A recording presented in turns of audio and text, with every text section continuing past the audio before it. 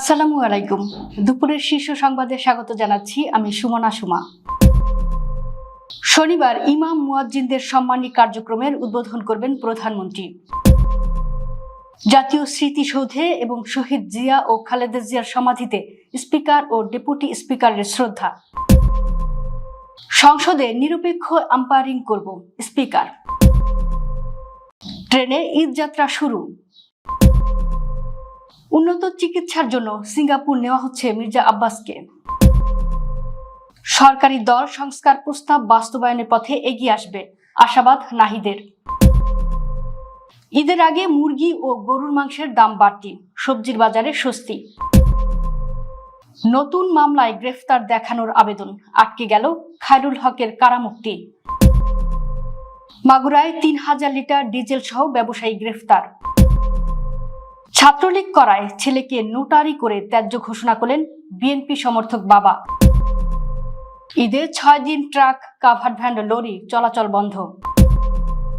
মধ্যপ্রাচ্যে হোটেল ও বাসাবাড়িতে আশ্রয় নিয়েছে হাজারো মার্কিন সেনা, খুঁজছে ইরান। রাশিয়ার তেল বিক্রির উপর নিষেধাজ্ঞা স্থগিত করল যুক্তরাষ্ট্র। শুনছিলেন শিরোনাম, এবার বিস্তারিত। শনিবার ইমাম ও মুয়াজ্জিনদের সম্মানী প্রদান কার্যক্রমের উদ্বোধন করবেন প্রধানমন্ত্রী তারেক রহমান। সেদিন সকাল 10টায় রাজধানীর উসমানী স্মৃতি মিলনায়তনে এই কার্যক্রমের উদ্বোধন করা হবে। বৃহস্পতিবার তথ্য ও সম্প্রচার মন্ত্রণালয়ের এক বার্তায় এ তথ্য জানানো হয়।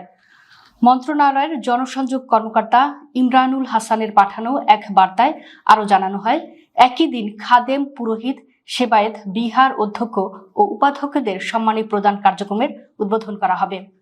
শহীদ প্রেসিডেন্ট জিয়াউর রহমান ও সাবেক প্রধানমন্ত্রী বেগম খালেদা জিয়ার সমাধিতে শ্রদ্ধা নিবেদন করেছেন নবনির্বাচিত স্পিকার মেজর হাফিজউদ্দিন আহমদ ও deputy speaker barrister Kaiser Kamal. শুক্রবার দুপুরে শ্রদ্ধা নিবেদন করেন তারা। এর আগে সকাল 10:15টার দিকে তারা স্মৃতিসৌধে ফুল দিয়ে বীর শহীদদের শ্রদ্ধা জানান।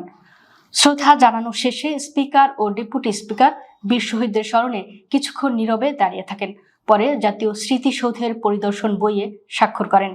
ক্রিকেটের মতো জাতীয় সংসদেও নিরপেক্ষ আম্পায়ারিং করবেন বলে জানিয়েছেন নবনির্বাচিত স্পিকার মেজর হাফিজউদ্দিন আহমদ। শুক্রবার সকালে সাভারের জাতীয় স্মৃতিসৌধে ফুল দিয়ে বীর শহীদদের শ্রদ্ধা জানানো শেষে সাংবাদিকদের সঙ্গে আলাপকালে একথা জানান তিনি। স্পিকার বলেন, অনেক ত্যাগ তিতিক্ষার বিনিময়ে আমরা একটি গণতান্ত্রিক সংসদ পেয়েছি। আশা করি আগামী দিনগুলোতে জনগণের স্বপ্ন বাস্তবায়ন করতে আমরা সক্ষম হব। একটি সমৃদ্ধ বাংলাদেশ বিনির্মাণে আমরা সবাই ঐক্যবদ্ধভাবে প্রচেষ্টা রাখব। ঈদ উল ফিতরের আর মাত্র কয়েকদিন বাকি আছে। এরই মধ্যে বাড়ি ফেরা শুরু করেছে মানুষ। প্রিয়জনের সঙ্গে ঈদের আনন্দ ভাগাভাগি করতে শুক্রবার ভোর থেকে রেলপথে শুরু হয়েছে ঈদ যাত্রা। ভোর 6টায় কমলাপুর রেল স্টেশন থেকে রাজশাহীর উদ্দেশ্যে আন্তনগর ধূমকেতু এক্সপ্রেস ট্রেন ছেড়ে গেছে। এর মধ্য দিয়েই শুরু হলো ট্রেনে ঈদ যাত্রা। এছাড়া ভোর 6টা 15 কক্সবাজার অভিমুখী পর্যটক এক্সপ্রেস ও ভোর 6:30টার সিলেট অভিমুখী পারাবত এক্সপ্রেস ঢাকা ছেড়ে যায়। পর্যায়ক্রমে সূচি অনুযায়ী অন্যান্য ট্রেনও ছেড়ে যাবে বলে জানিয়েছে স্টেশন কর্তৃপক্ষ। হাসপাতালে চিকিৎসাধীন প্রধানমন্ত্রীর রাজনৈতিক উপদেষ্টা ও সংসদ সদস্য মির্জা আব্বাসকে উন্নত চিকিৎসার জন্য সিঙ্গাপুরে নেওয়ার প্রস্তুতি চলছে। শুক্রবার বিকেল 3টায় এয়ার অ্যাম্বুলেন্স ঢাকায় অবতরণ করার কথা রয়েছে। সন্ধ্যা 6টায় তাকে নিয়ে ঢাকা থেকে সিঙ্গাপুর উদ্দেশ্যে যাত্রা করবে এয়ার অ্যাম্বুলেন্স। বর্তমানে মেডিকেল বোর্ড এর তত্ত্বাবধানে নিবিড় পর্যবেক্ষণে আছেন বিএনপির স্থায়ী কমিটির সদস্য মির্জা আব্বাস। পরিবার ও দলের পক্ষ থেকে দেশবাসীর কাছে দোয়া চাওয়া হয়েছে। সরকারি দল গণভোটের রায়ের ভিত্তিতে সংস্কার প্রস্তাব বাস্তবায়নের মাধ্যমে শহীদদের ঋণ পরিশোধের পথে এগিয়ে আসবে বলে আশা প্রকাশ করেছেন জাতীয় নাগরিক পার্টির আহ্বায়ক ও ঢাকা 17 আসনের সংসদ সদস্য নাহিদ ইসলাম। বৃহস্পতিবার মধ্যরাতে ফেসবুক পোস্টে তিনি এই আশা ব্যক্ত করেন। নাহিদ বলেন, আমরা এক ঐতিহাসিক দিনের সাক্ষী হয়েছি। যে সংসদ একসময় ফ্যাসিবাদের বীজ বপন করেছিল, যে সংসদকে হাসি ঠাট্টা, গান বাজনা ও তোষামোদের কেন্দ্রে পরিণত করা হয়েছিল, সেই সংসদ আজ গণতন্ত্রের পথে নতুন যাত্রা শুরু করেছে। ঈদকে সামনে রেখে রাজধানীর বাজারে আবারও বাড়তির দিকে নিত্য পণ্যের দাম, বিশেষ করে মুরগি ও গরুর মাংসের বাজারে বেড়েছে দাম। তবে বিপরীত চিত্র দেখা গেছে সবজির বাজারে। ক্রেতা কম থাকায় প্রায় সব ধরনের সবজির দাম কিছুটা কমেছে। শুক্রবার রাজধানীর কারওয়ান বাজার সহ আশেপাশের কয়েকটি বাজার ঘুরে এমন চিত্র দেখা গেছে। ঈদের বাকি আর মাত্র কয়েকদিন, ফলে অনেকেই আগেভাগেই বাজার করছেন। এতে ঈদ যত ঘনিয়ে আসছে ততই বাড়ছে মুরগির চাহিদা, আর সেই চাহিদার সঙ্গে পাল্লা দিয়ে বাড়ছে দামও।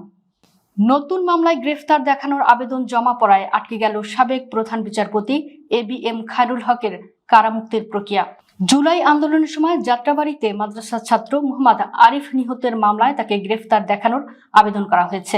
আবেদনটি করেন মামলার তদন্ত কর্মকর্তা যাত্রাবাড়ি থানার SI মাহমুদুল হাসান। বৃহস্পতিবার ঢাকার একটি আদালতে তাকে গ্রেফতার দেখানোর আবেদন করা হয়। এ বিষয়ে আগামী 30 মার্চ শুনানি হতে পারে।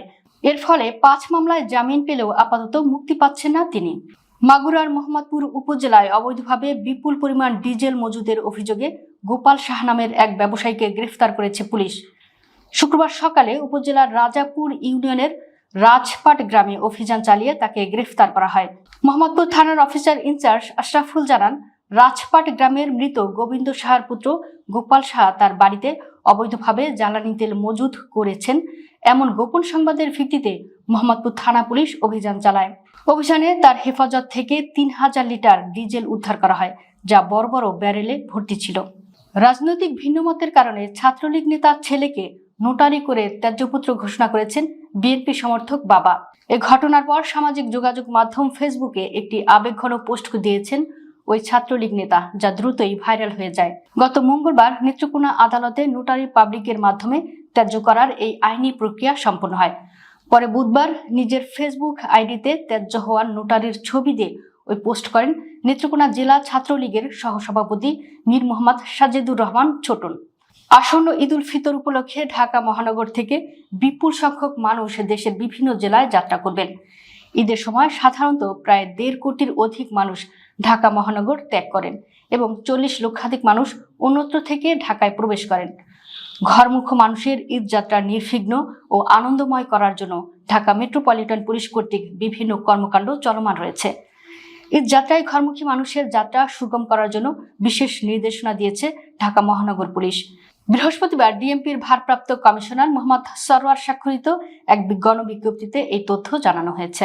নির্দেশনা অনুযায়ী ঈদের 6 দিন ট্রাক, কাভার্ড ভ্যান ও লরি চলাচল বন্ধ থাকবে। বিশেষ নির্দেশনা অনুসরণ করার জন্য নগরবাসী সহ সংশ্লিষ্টদের অনুরোধ করা হয়েছে।